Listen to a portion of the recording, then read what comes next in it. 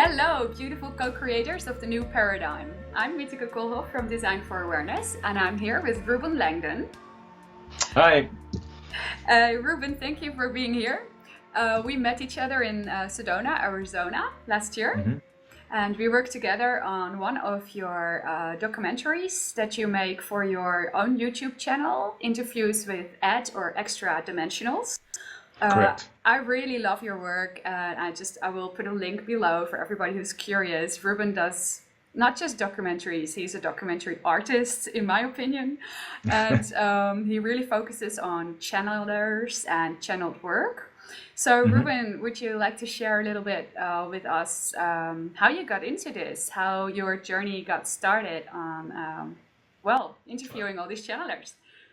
Oh wow. Wow, If you want. I wasn't expecting to go into this right now, but no, this is great. So I've been sort of seeking. I had a UFO experience back in 2007, and from that experience, it's sort of I got the curiosity bug, right, to try to figure out what did I see, what happened. This experience. So it wasn't anything dramatic. It was just very basic viewing of some lights in the sky during the middle of the day.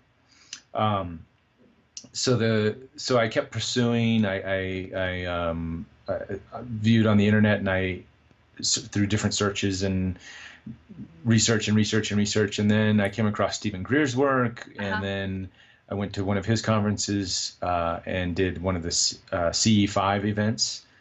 Where you sort of summon the UFOs. I don't know if you're familiar with that work, but then that sort of like was the proof in the pudding for me, because I had more experiences. Great. That there was this phenomenon was real, right? The UFO phenomenon is real. There's the non-local intelligence, or spooky action at a distance, as Einstein would call it. This sort of consciousness connection became more real for me. And then, but at the same time I'm exploring consciousness, then I was also doing more research in more grounded ways, talking to researchers who have been studying the phenomenon for several years, experiencers, contactees, abductees, and I just kept researching. And through all of the grounded researchers, the people who sort of looked at the hard data, I only went so far. Like, I even produced the citizen hearing on disclosure, and I got to talk to many different military witnesses and government people who had experiences on the government level, pilots and SAC nuke base heads and captains who had, in a government sense, interactions with extraterrestrials, or some higher intelligence. So was this posted on YouTube just in between?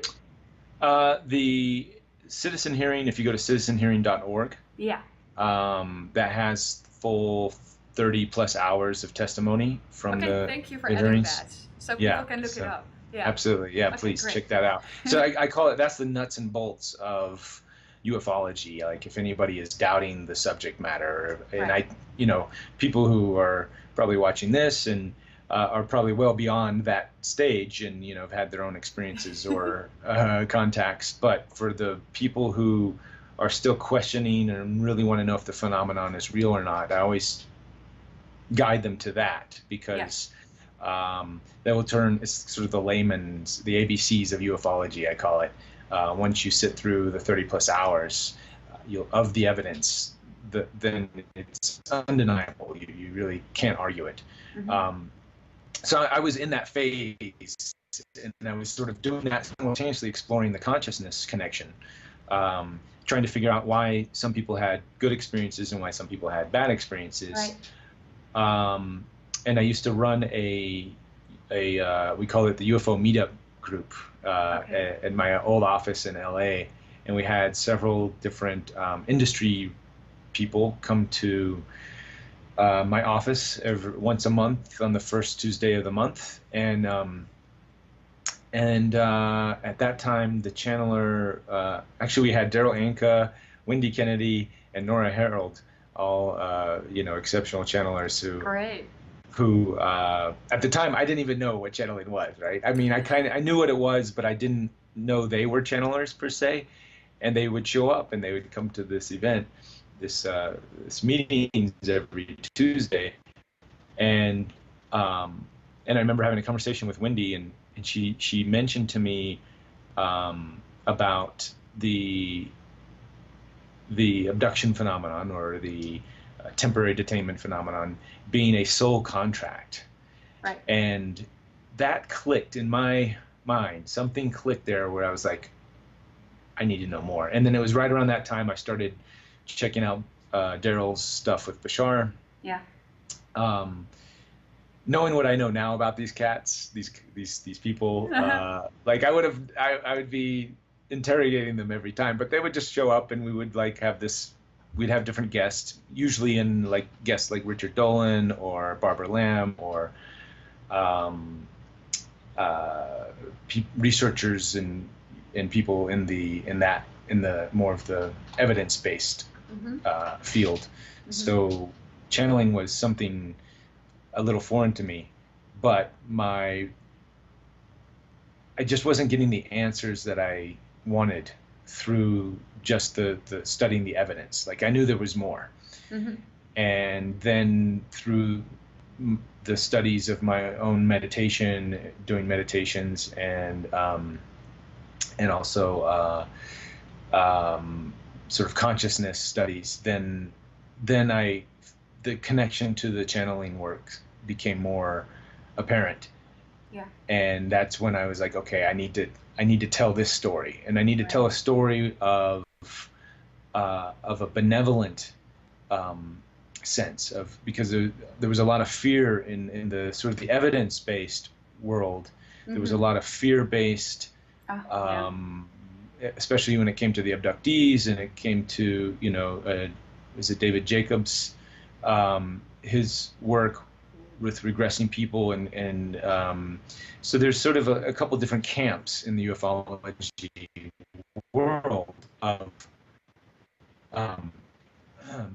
yes. So before we got cut off there, I sort of was following the mainstream UFO hardcore evidence, real world evidence of the ufology, higher dimensional, extra dimensional experience. And I was meeting a lot of people who were taking a negative perspective on the concept, on the idea, but logically that didn't make sense to me, because we have the evidence. We have the evidence that they've been here. We've had the evidence that they've come and gone. They've tampered with nukes, and the overall collective evidence of, even if some people were saying they had a negative experience, there were still several, twice as many people saying they had positive experiences. And then even those who had the negative experiences still were put back into their original, homes and beds, and, they had maybe sort of a nightmarish type experience, but there was no scars. There were no, scars in the sense of, there was no blood, there was no real physical damage. If anything, most of the experiencers had various ailments healed. Like I talked to one gentleman who had terrifying experience, but his Crohn's disease was healed. One day he had severe Crohn's disease, the next day it's gone. Right. And yet he still thought this was a negative experience. Okay. So I'm like, tell me, how does that work? Logically, that doesn't make any sense. So then when Wendy mentioned the soul contract concept, that made a lot more sense to me, based on the physical evidence, based on the collective testimony of the abductees, and sort of cross-referencing both of those things. it made more sense that people who were being abducted simply were not having the full picture. They simply were only getting one side, their personal experiences, no doubt terrifying, not to discredit their experiences at all. But they were only seeing it from that lens. When you look at the collective body of evidence, to me, it just, there was overwhelming evidence that this was a positive thing happening to humanity, happening to the individuals, even if their perspective of it was negative. So that was the story I wanted to tell, because in the mass media sense of things, there's been mostly a negative swing on the contact topic, right? You have X-Files, you have all these movies that sort of sway it in this direction.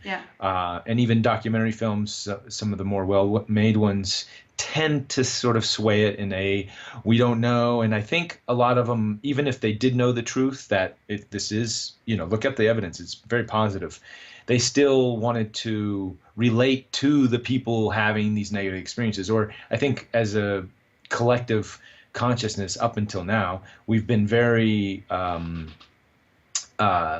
fear-based, right? We thrive on fear. It makes sales, right? It's going to people are going to buy more. So unconsciously, I don't think it was a conscious choice on these on most of these documentary filmmakers, but they sort of swayed it that direction, to relate, to try to relate to people. And I was like, no, we've got enough of those.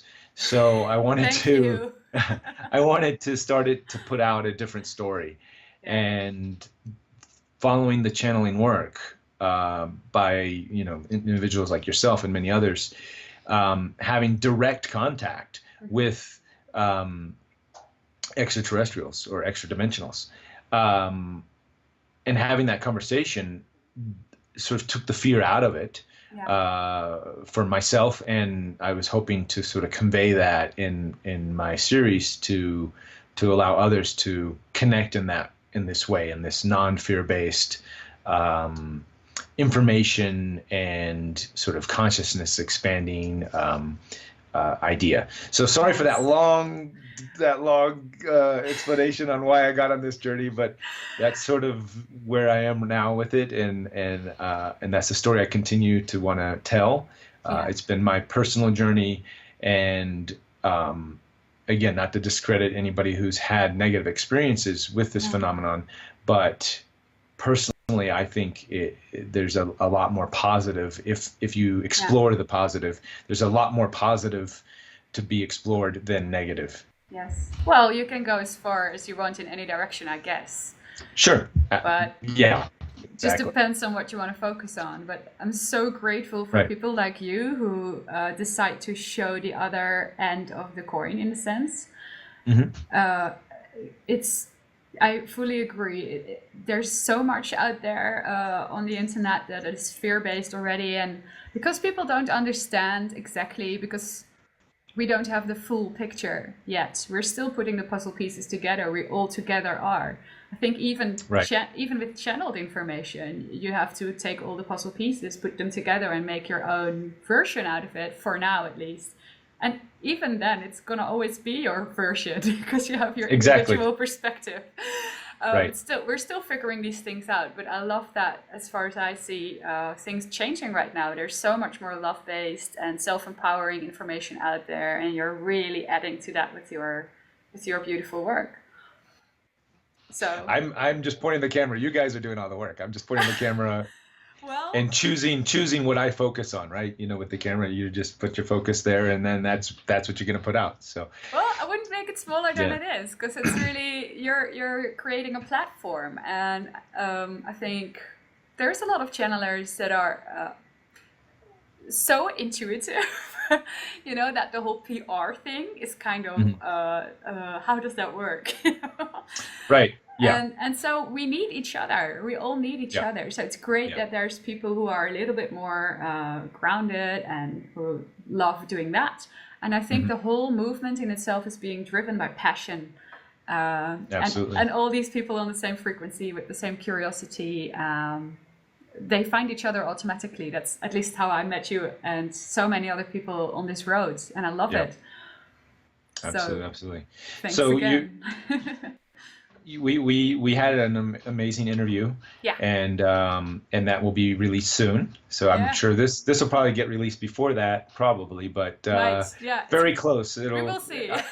I'm almost done. We're getting there. And I guess, well, I don't want to steal the interview. So there's more of a conversation than an interview, right? We're just kind of talking with each other here. We're just talking and just sharing because we both have the same interests, and there's so much to talk about. And just you sharing right now on why you do this work and how you observe there's kind of like two camps of fear-based and love-based information. And I love that you brought that up as well from my own experience. I am an experiencer, and I came from that part of really being afraid also as a child. But later on, starting to grasp it better and see that this can really happen, like you just said with the man who had healing happening for his Crohn's disease. Right. You can get a beautiful message out of a contact experience and be terrified at the same time. So this is very, very confusing for your rational mind. So you have to get to a point where you can do something with that. So I think the first time I Googled, do extraterrestrials exist? I think I was probably 23. It was probably after I saw a UFO. And they were suddenly en masse in my dreams. Right. And there was so much fear-based stuff out there and almost nothing love-based. So I just quit that experiment after 1 or 2 attempts of Googling and getting a little bit wiser out of that, because it really didn't resonate with me. The only thing I was left with was this huge desire to do meditation and get myself sorted out. So, and that's exactly what eventually brought me to the whole channeling experience. So the answers are inside. They're not. Right. Yeah, you can only get them through experience and your own trust. And like you said, the CE5, and maybe you can explain to people who don't know what that is, a little bit more what that is, how that tipped the scales for you. Yeah. I mean, I've been a martial artist most of my life, and and there's a meditation, looking inward aspect to the martial arts, which is quite big. In my younger years, you just want to look cool and do all the fancy moves and kick ass, right? So I always was like, well, I'll do that when I get older. And then I guess I'm getting older now, so I'm like, I think it's time to start to meditate and look inside. And but it was really so I had that tool in my back pocket for a long time. I just never really accessed it. And when I had that experience, that 2007 sighting, and then I started looking into the work of Greer and then he started talking about the consciousness aspect of contact.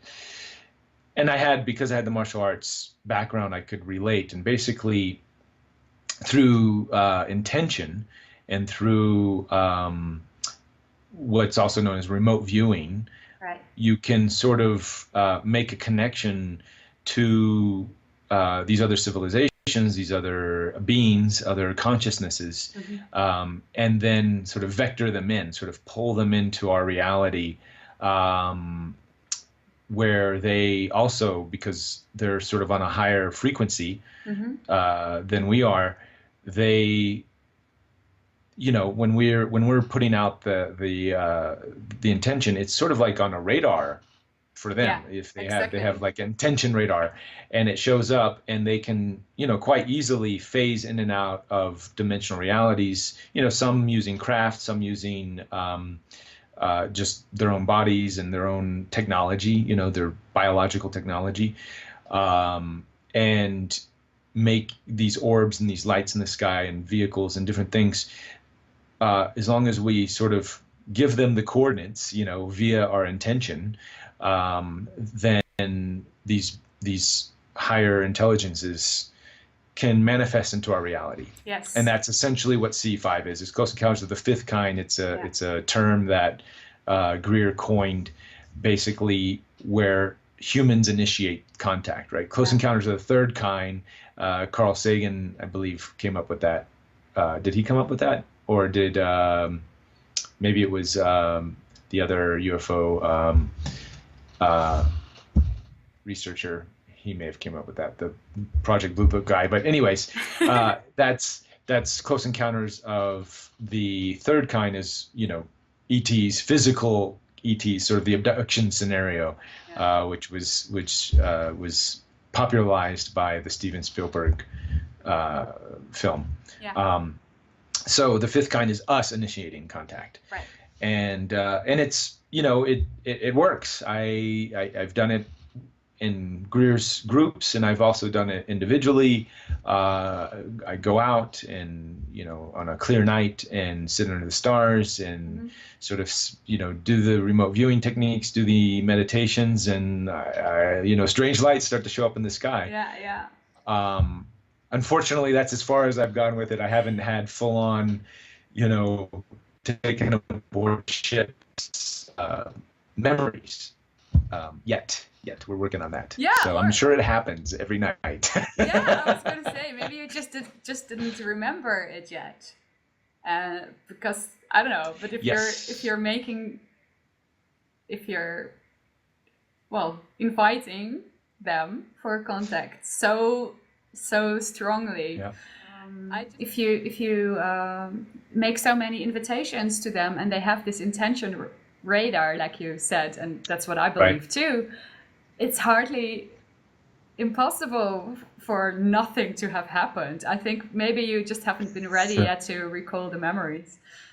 Yeah, I think that's what it is. I think, my dreams have been more intense. I have had only one conscious contact from a mantis being. Wow. That I remember, telepathic communication in my waking state, semi-waking state. It was in sort of a meditative context. But other than that experience, I don't have memories on board a ship. I don't have these sort of, it's usually when I'm working with someone else, like yourself. We did some work with hybrid children. Yeah. And I have had contact in that sense, telepathic contact. Yeah. In my waking state. Yes. With the children, and the work that you were doing was helping to bring that back a little bit. Cool. So, but I don't have memories on being aboard ships at night. It's, I don't have these. I know it happens. But I just haven't, I don't know. I think they know that my mind would be so blown and I'd be so on cloud nine, just like, oh my God, it happened. And I'd probably be, telling the world, and I wouldn't be able to get any work done probably. That's probably why they're like, you have work to do. You got to sit and edit. We do not want to distract you anymore from doing that. So we're going to hold off from giving you those memories. Wow, it's so funny. Or maybe that's myself thinking that, going that I was path. just gonna throw a reflection at you about this. Yeah. Oh, okay. Please. Because I was thinking, if that is really what you believe, don't you think you might be keeping these memories from yourself? Well, I don't believe that. I mean, but maybe subconsciously I believe that. I'm trying to justify. I'm trying to make an excuse. I'm trying to figure out, well, why don't I have these memories? So that was like one of the justifications that I came up with. So it's like, oh, well, maybe I'm supposed to be, doing work. I mean, the mantis thing was cool. I didn't freak out. It was energetically, it was a lot of energy. Like my body was vibrating and these kinds of things. So I guess from someone on the outside looking in, they'd probably think I'm freaking out. What the hell is going on with that guy? But I was just, because I was like, whoa, Wow. But it was so intense, right? Yeah. But I mean, I was okay after a couple hours. I was like, okay, that's good. I had that experience and I can talk about it. But I wasn't like, you know, in a way that I guess obsessive. Well, Right. maybe some people might think it's a little obsessive. I love how everything keeps changing Yeah, yeah. as you're sharing. Like, It's so well, funny. I'm trying to think of other people's perspectives. From my perspective, I wasn't obsessive at all, but from other people, I might have been a little obsessive. Oh, Um, what's obsessive anyway? You're just, the same for me. I'm completely head over heels with this stuff, but right. I call that enthusiasm, Yes. and Yeah, maybe that's the way I see it. yes, or positive obsession maybe. Let's just stick with the enthusiasm, right? Okay, You're yes, following our paths, right? So, yeah, yeah, um, but yeah, so and I think anyways, yeah, it's more presence to open, right, for me yeah, later in life as I'm going down this path. yeah. To recall the memories, to have these experiences, and you know, it is what it is. I think that's the strongest way to look at it for yourself. More presence to open for you later down the road. For Yeah. me as well, I mean, most of my life I didn't get what was going on. So I became this expert at trusting that whatever is happening must be there for some good reason. And Hmm. one day it will explain itself. So Yeah. you can go from that, you can come from that road, or you Right. can come from the road where you really want these experiences, but maybe you're just gonna Right. get it when it all makes sense right away. I don't know. I mean, all Well, all it, possible colors on the in this painting exist. in the, right in the spectrum, Yeah, that's a good point because you're coming at it from a person who had these experiences, and then there's questioning, and I'm the person who hasn't had yeah, experiences, but am questioning. But at the same time, we're still reaching the same conclusion of yeah, just trust how it's going to unfold. yes, Don't get too anxious. Don't have any uh, um, uh, predispositions. What am I trying to right, say? Any kind of um, uh, expectations of the outcome, right? So yes, the more I release my expectations, yeah, then the more the more is unfolding in sort yeah, of in a very exciting way. It's not overwhelming yeah, where I'm having all these memories of, but I get to meet you, and then we get to have a session, and then I get to connect with my hybrid kids. yeah, That's something that I didn't have expectations for, and I was like, oh, that was fun. I was like, cool, okay. So, that yeah, these sort of experiences, yeah. and you're coming at it from the other angle of having these connections, and again, not having expectations and trusting. That's perfect. Yeah, that's where it brought me eventually to the conclusion that there's really no better place to be than to just drop all expectation and just go with the flow. Because Yep. otherwise, you're just going to continue to freak yourself out or Right. insist on a certain outcome, and that's just not working in this journey. If you want to Right. take it from within, if you want to take it from the Exactly. mind, you can do that. But that wasn't and still isn't my preferred path in that sense. Yeah. I mean, well, again, you're limiting yourself. Yeah, So, yeah, yeah. The or rational you minds can't grasp it. right. Not And that's alone. again no judgment on the limitations, because that's No. one path of Yeah, yeah, yeah. of evolution. That's one path of experience. But after these interviews and these studies and these experiences, we have these other tools. We have Yeah. the emotional body that we can tap into, and when you have a mind, body, spirit uh, uh, tool complex, right? Right? And they're all sort of integrated, and they can be used more in one way and more in the other. Are we breaking up here? Yep. There we go. Okay, Buffering. Okay. just go Uh, ahead. Yeah. I'll just reset a little bit. So when we have this mind, body, uh, soul sort of tool complex, and if we Yeah. can access it all, right? We have all these tools available to us. Why not go into all of it, as opposed to Right. just focusing just on the mental body itself? Yes. And which I'm learning to get away from the mental body, because I've been so tied up in the technology and the evidence based, this grounded, which is more, I think, of more of a mental concept of explaining the phenomenon, which is fun. I do that, but tapping into the emotional body more, I've been able to have more experiences per se. Yes. Yeah. Yeah. Beautiful. Yeah. And I love it all. And even what you just said about limitation, that's also, it's essential to have this journey, to have the limitation. And then you can take it wherever you like, in whatever way you like to take it there. But the limitation is what gives both you and me and everybody else their own individual journey. Right. And I just love that people are finding each other and sharing now more openly on this topic that has been labeled as a fairy tale for way too long. Right. Although there is no such thing as too long, there's only defined timing. But I really love how everything is coming to the surface right now, and how you're a big part of sharing all that.